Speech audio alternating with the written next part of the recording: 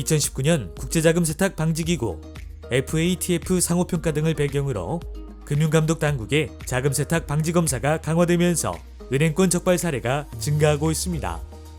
2018년 A은행은 법인의 실소유주를 확인하지 않아 기관주의 제재를 받았으며 B은행은 해외 지점 자금세탁 방지 업무 관리부실과 고액 현금거래보고 미이행 등으로 기관주의 및 임원 2명이 주의 처분을 받았습니다.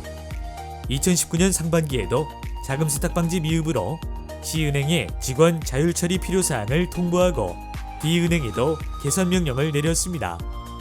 처음으로 FATF의 평가를 받게 되면서 자금세탁 방지 대책을 둘러싼 은행들의 관심과 부담이 함께 커지고 있습니다. 특히 금융정보분석원이 시행한 자금세탁 위험평가 결과에서 국내 금융권 가운데 은행이 가장 취약하다는 평가를 받으면서 위기감은 더욱 커진 상태입니다. 금융감독원의 종합검사에서도 관련 사안이 중점 점검 대상으로 떠오를 수 있는 만큼 은행권은 대응에 더욱 심혈을 기울여야 합니다. 자금세탁 방지제도는 은행, 저축은행 및 상호금융 종사자라면 반드시 알아야 할 내용입니다. 이번 교육과정은 금융회사 등의 전사원이 알기 쉽게 새롭게 변경된 자금세탁 방지제도에 대해 이해할 수 있도록 만들었습니다. 특히 특정 금융거래 정보 보고 및 감독 규정에서 요구하는 교육 내용을 모두 반영하였습니다. 자, 그럼 강의를 시작해 볼까요?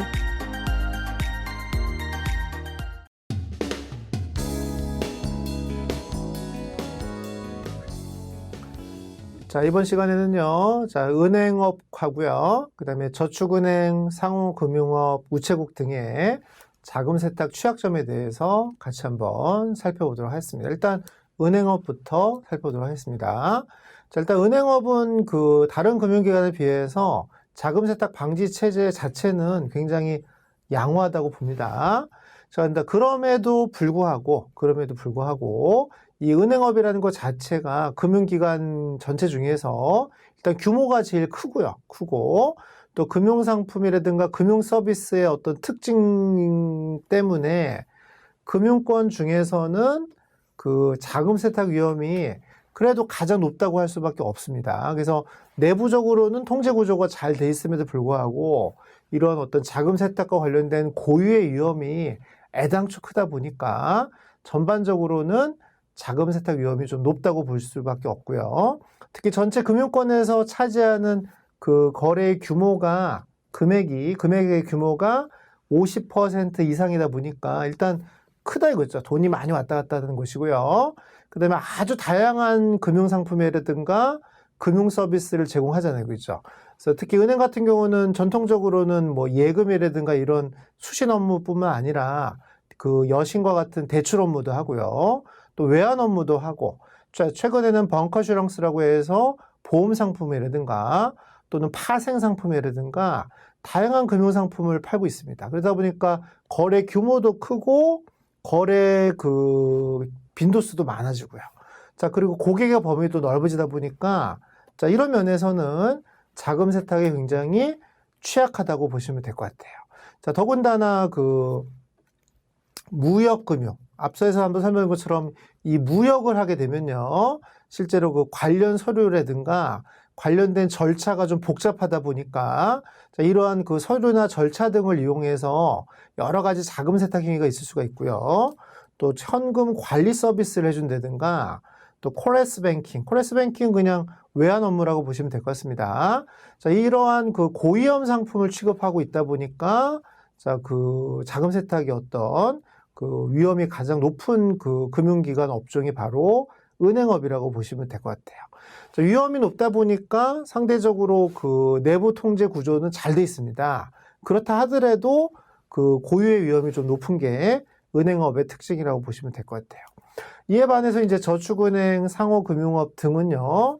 자, 일단 상호금융 같은 경우는 주된 고객이 지역 주민이라든가 또는 소상공인이라든가 농업인이라든가 그래서 이미 다 기존에 이미 아는 고객들이 많다는 겁니다. 자, 그러다 보니까 어떤 자금 세탁 목적으로 어떤 새로 방문한 고객이 아니고 기존 거래하던 고객이다 보니까 그 앞서 설명드린 우리 고객 확인 제도 중에 이런 고객 확인이 그나마 상대적으로 잘 되고 있는 업종이 바로 상호금융이라고 보시면 되고요. 자, 상호저축은행 같은 경우는 은행보다는 당연히 규모가 굉장히 작죠. 자, 그럼에도 불구하고 여신 업무라든가 수신 업무를 취급을 하고 있습니다. 또 이런 상호저축은행은 주로 도시에 위치를 하고 있고요. 또 문제는 그 대주주에 의한 그 고객 자금의 어떤 유용 가능성이 크기 때문에 이런 통제가 굉장히 철저하게 이루어지는 게 바로 상호저축은행이라고 보시면 될 것 같고요. 자, 그러면 전반적으로는 그 자금 세탁과 관련된 그 위험은 어떠냐면요. 일단은 여신이나 수신 업무를 모두 취급하다 보니까 그 은행이 이제 그 자금 세탁과 관련된 앞서 설명드린 내부 통제 구조를 강화하다 보니까 그럼 이제 약간 풍선 효과가 생겨서 그럼 은행이 좀 그 자금 세탁하기가 어렵다면 은행이 어떤 대체로 금융기관을 이용할 만한 게 바로 이런 저축은행이라든가 상호금융업이 될 수가 있기 때문에 대체 금융기관 등으로 이용될 가능성이 높다는 거죠. 이런 측면에서 보면 자금 세탁 위험이 좀 높은 업종이라고 할 수 있는데 자, 그리고 상대적으로 이런 내부 통제가 약하다는 거죠. 은행보다 약하다는 것도 그 자금 세탁 위험을 증가시키는 요인이긴 합니다. 자, 하지만 그럼에도 불구하고 그 규모가 좀 영세하고요. 그러니까 왔다 갔다 하는 돈이 크지가 않다는 겁니다.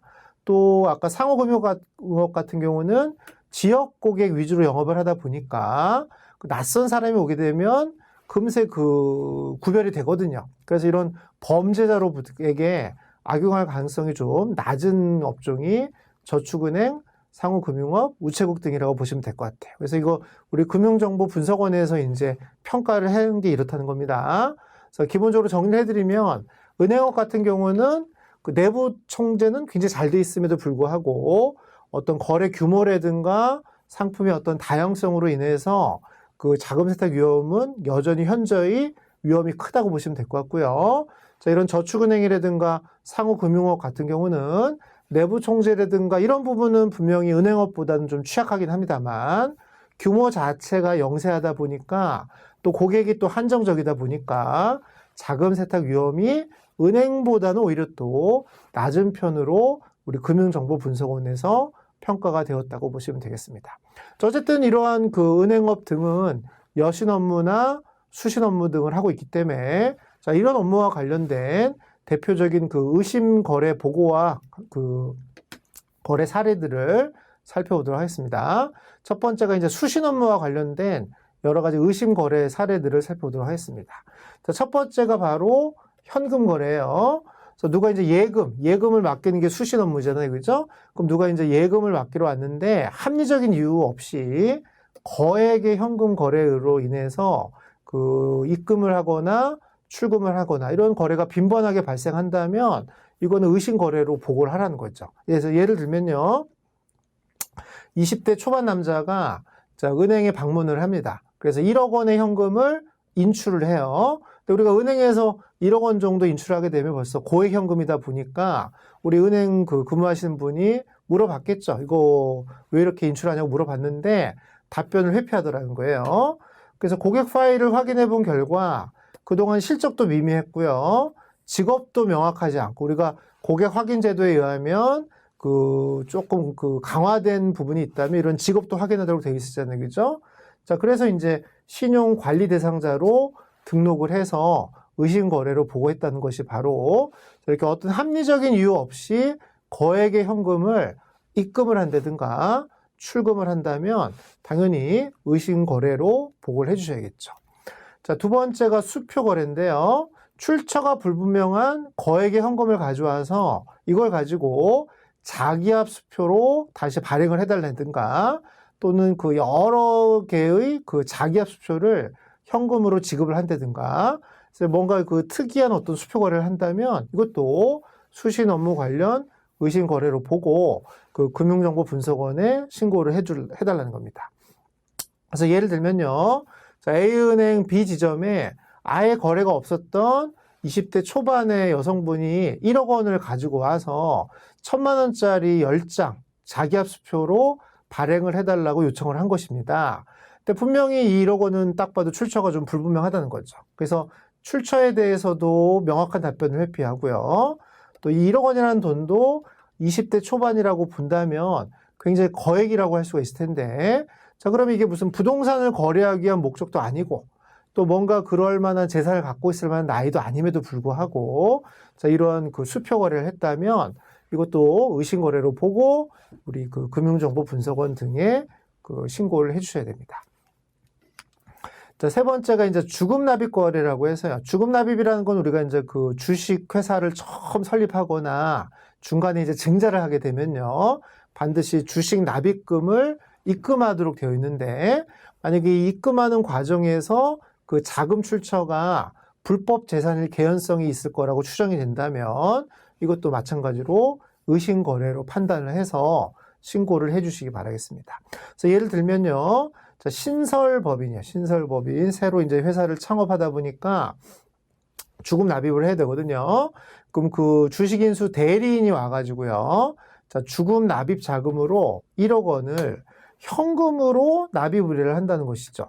자, 우리가 보통 주금 납입을 하게 된다면요, 그 실제로 그 주금 납입의 수단은 그 자기압 수표로 많이 하거나 또는 이런 그 계좌로 송금을 통해서 보통 이렇게 그 주금 납입을 많이 하는데, 현금을 가져와서 1억 원을 주금 납입을 하겠다, 이거 뭔가 좀 그 불법 재산이 있을 개연성이 추정이 된다는 것이죠.